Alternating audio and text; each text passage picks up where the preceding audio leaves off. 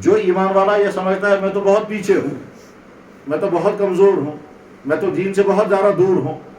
اگر اس ایمان والے کے سامنے کبھی اللہ کے نبی علیہ السلام کی توہین ہو جائے تو اس کو تکلیف ہوگی۔ یہ تکلیف ہونا علامت اس بات کی ہے کہ اندر ایمان ہے۔ اس کی مثال بالکل ایسے ہی ہے جیسے عام طور پر نوجوان لڑکوں کو زندگی میں کبھی نہ کبھی اور کبھی بار بار یہ صورتحال سامنے آئے گی، کیا؟ برے خیالات آئیں گے اللہ کی ذات کے بارے میں، اللہ کے نبی علیہ السلام کی ذات اقدس کے بارے میں، قرآن کے بارے میں، آخرت کے بارے میں،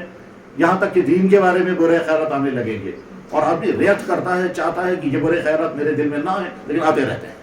اور یہ کبھی کبھی بہت پریشان ہوتا ہے آدمی کہ یہ برے خیال مجھے کیوں آ رہے ہیں، یہ تو میرا خیال نہیں ہے۔ بلکہ بعض دفعہ نوجوان لڑکے آ کر مجھ سے کہتے ہیں کہ جی ہمارا جی چاہتا ہے ہم سر پھوڑیں گے، یہ برے خیال کیوں آتے ہیں؟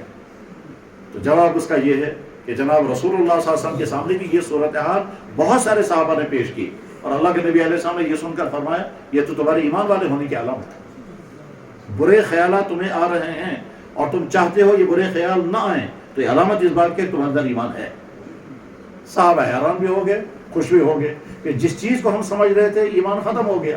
اسی چیز کو اللہ کے نبی فرما رہے ہیں یہ ایمان کی علامت ہے،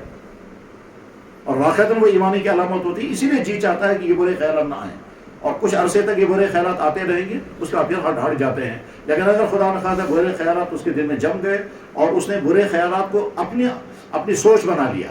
اور اس کے بعد ان برے خیالات کے مطابق ہی اس نے اپنا عقیدہ بنا لیا، تو اس کا مطلب یہ ہے کہ کفر جم گیا۔ ٹھیک اسی طرح سے کمزور ایمان والا اگر اس کے سامنے اللہ کے نبی علیہ السلام کی کسی بھی پہلو سے گفتگو کی جائے تو اس کے ایمان میں اضافہ ہو جاتا ہے، اور اگر خدا نخواستہ اس کے سامنے توہین کی کوئی بات ہو جائے تو اس کو تکلیف ہوگی، غصہ آئے گا، ناگواری ہوگی۔ یہ ناگواری ہونا ایمان کی علامت ہے۔